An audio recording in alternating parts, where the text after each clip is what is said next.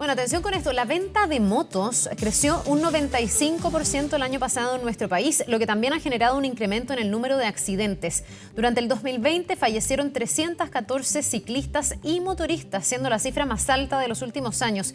Queremos analizar, profundizar en las medidas que pueden implementarse para frenar estas lamentables estadísticas. Estamos para esto con Francisco Fresart, él es académico de Ingeniería de Transporte de la Universidad Católica. Muchísimas gracias, Francisco, por estar con nosotros y bienvenido. Sí, muchas gracias por interesarse por estos temas.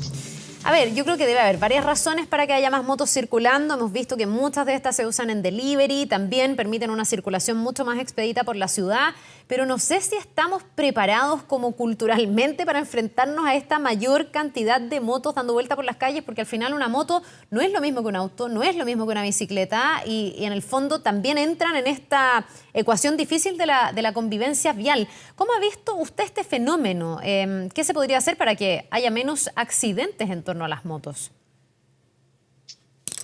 A ver, yo creo que es básico y fundamental que las motos en sí mismos son peligrosas. Son probablemente el modo de transporte más peligroso que hay. Son peligrosas en Suecia, en Australia, en Israel, en Japón, que son los países que les va muy bien en seguridad vial, cumpliendo todo, diseño vial, convivencia, operación, facilidad, etc. Las motos son probablemente el peor problema de esos países que les va muy bien en seguridad vial. ¿Francisco? Entonces, sin duda, en nuestro país eso costaría mucho mejorarlo, ¿sí? Perdón, ahí estamos hablando de que son inseguras para la persona que va en la moto, porque claro, uno va sin a lo mejor todos los dispositivos de seguridad que podría tener un auto, por ejemplo. O estamos hablando también de la inseguridad para el resto. Y usted dice, la moto es el medio de transporte más inseguro, pero eso además me imagino se suma a la forma en cómo se manejan esas motos o por donde tienen que transitar esas motos, que pueden incluso empeorar esa situación, ¿no?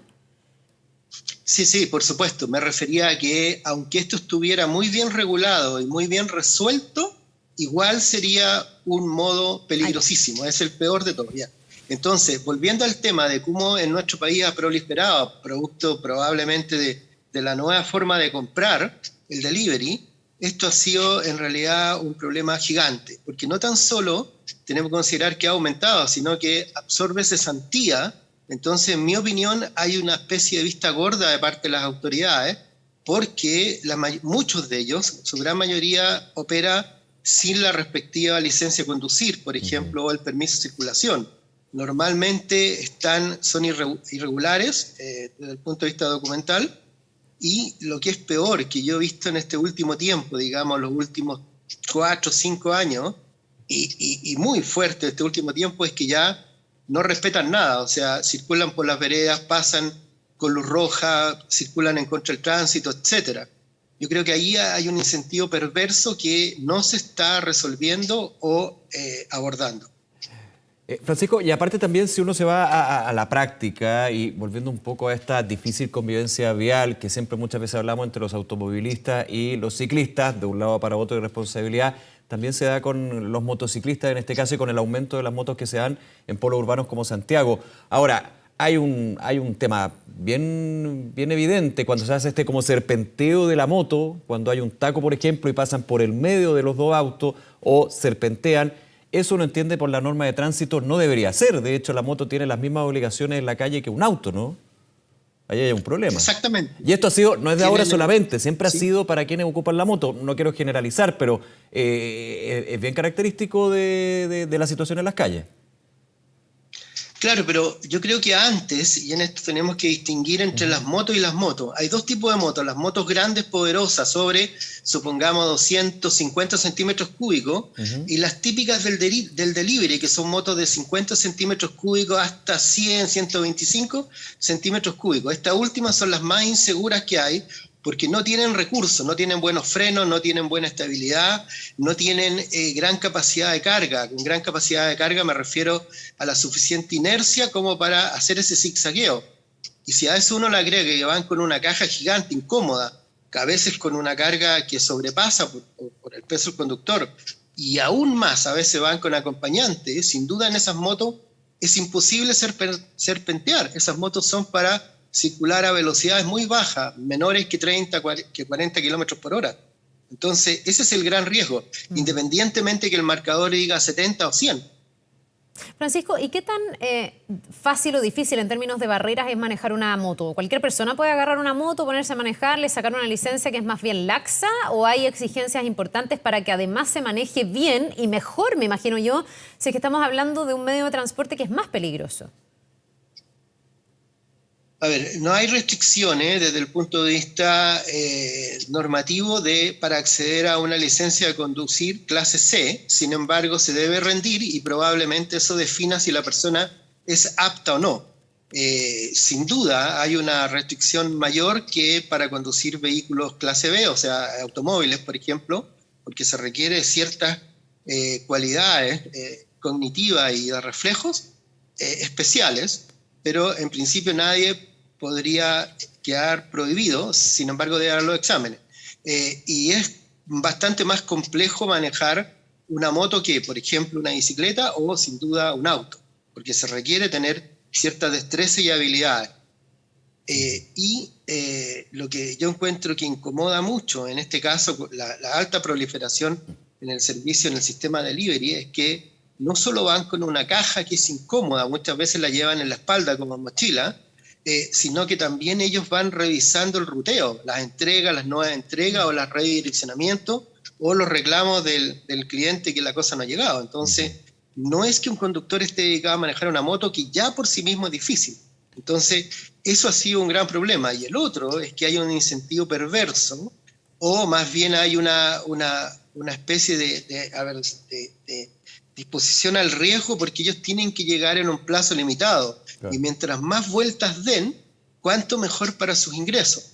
Entonces, eso es un incentivo perverso. Por ejemplo, en los países desarrollados no se permite poner un tiempo fijo de entrega, por ejemplo, y hay otros países también desarrollados y que les va muy bien en seguridad vial en que simplemente no se puede hacer delivery urbano en motos. Está prohibido. Solo se permite en bicicleta o en auto. Entonces, ¿por qué? Porque ya han pasado por estos problemas y están tratando de mejorar este problema que es creciente, al menos en nuestro país. Hago un paréntesis ahí, que una pregunta yo también me hago constantemente, Francisco, a ver si me la puede aclarar. La bicimoto, que también ha sido un boom explosivo ya desde hace un buen tiempo, ¿es moto, es bicicleta? ¿Cómo entra dentro de esta conversación que estamos teniendo? Porque es efectivamente un híbrido, pero para unos u otros puede ser bici, motocicleta, yo creo que una moto igual, digamos, pero va cumpliendo también esas características. Uy, esa es una muy buena pregunta y esto empezó en la proliferación de las bicimotos cuando partió el Transantiago, claro, como una especie de suplir esa cuando aparecieron las oferta Mosquito que partió. En las Mosquito, entonces, muchos empezaron a equipar. Y si uno mira con detención, probablemente el delivery actual, un gran porcentaje, me atrevería a decir que del orden de 1/3 de las motos son bicimotos. Y ese sí que es un riesgo aún peor. Yo antes definía que había dos tipos de motos, las potentes, las que son con muchos recursos, con frenos de disco, por ejemplo, y e incluso algunas tienen airbag. Esas motos están preparadas para, no digo para recibir accidentes, pero tienen más recursos. Después vienen las motos entre 50 y 125 centímetros cúbicos, que normalmente son centrífugas, ni siquiera tienen cambio, porque son motos para baja velocidad. Y lo que es ya peor de lo peor es equipar bicicletas con estos motores Mosquito, estos motores precarios, porque la bicicleta tiene un diseño de freno para tracción humana, para el pedaleo, pero no para la impulsión mecánica de un motor, por muy baja potencia que tenga. Entonces, ese ya es un problema importante. Y segundo, se le instala un peso adicional, no necesariamente bien equilibrado y que no absorbe de adecuada forma las vibraciones de ese tipo de motor, entonces la hace aún más peligrosa. Y lo que es peor, que por definición no tienen ningún tipo de fiscalización, o sea, ningún tipo de regulación, ni permiso de circulación, ni licencia de conducir, como tienen las motos convencionales. Entonces, ese sí que es un híbrido que es bastante peor que lo que estábamos hablando. Francisco, ¿qué se podría hacer? Porque aquí hay varios problemas, digamos, por lo que uno escucha, pero ¿qué se podría hacer para bajar la cantidad de accidentes de las personas que van en motos o quienes van en moto provocan también a otros que circulan por las ciudades? Sí, ocurren esos dos problemas. ¿Qué se podría hacer? Es ponerle el cascabel al gato. O sea, acá hacemos vista gorda todos al respecto. Es decir, aquí tenemos problemas partiendo desde el que compra cosas y que se la vayan a entregar a la casa porque es el más exigente, que esto no ha llegado. Pero para que llegue a tiempo está la vida del repartidor.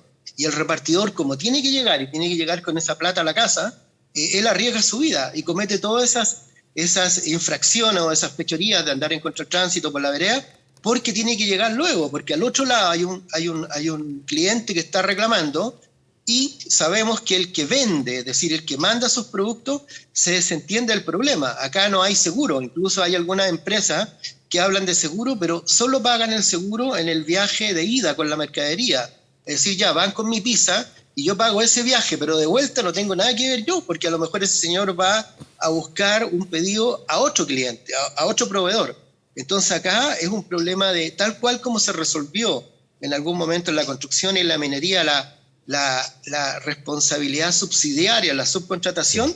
Acá el gobierno o la Dirección del Trabajo debiera empezar a poner el cascabel al gato. Me da la impresión que la gente de la Dirección del Trabajo también come pizza y también las pide por delivery. Claro, porque aquí, Francisco, hay un punto relevante en el análisis que hace, porque por un lado, claro, hay una responsabilidad del Estado de regular lo que tiene que ver con las normas de tránsito y cómo se usan los vehículos, pero también desde el punto de vista de, si nos quedamos con el delivery, que es uno de los factores que ha explicado el aumento de las motos en ciudades como Santiago, de las empresas que entregan ese servicio y que finalmente emplean a las personas que están usando estas motos. O sea, hay una responsabilidad compartida acá. Por supuesto, o sea, y esto es el traje nuevo del emperador, porque todos vemos que en los restaurantes de comida rápida o ya en cualquier lugar están los repartidores afuera esperando. Es simplemente ir a fiscalizar. Yo creo que si se baja un inspector conocido con la indumentaria de la Dirección del Trabajo, vuelan todos, porque en su mayoría están indocumentados, que es otro problema, porque es un problema que es personas que están trabajando, que necesitan trabajar, que el gobierno debiera regular ese trabajo, porque lo necesitan, pero por otro lado, no le dan facilidad. Entonces acá estamos frente a un problema gigante, que no es solo el tema de la accidentabilidad intrínseca de este tipo de vehículos. Bien, pues es un desafío para el Ministerio de Transportes, para el Ministerio del Trabajo. Aquí finalmente se cruzan varios temas en una problemática que afecta muchísimo, no solo a los que van en esas motos, sino a la convivencia vial en ciudades que son tan complicadas como Santiago y otras en nuestro país. Muchísimas gracias, Francisco, por esta entrevista. Sí. Dígame. Y también para el Ministerio del Interior, porque está la parte de la documentación de las personas que están trabajando, como se dice, no solo en negra, sino que no tienen la autorización. Entonces eso es necesario regularlo. Yo sé que es un problema gigante, pero no podemos seguir haciendo vista gorda porque, como ustedes dicen, genera accidentes no propios, sino también a terceros. Bien, pues Francisco Fresart, académico de Ingeniería de Transporte de la Universidad Católica, muchísimas gracias por habernos acompañado esta mañana. Un buen día. Sí, muchas gracias a ustedes.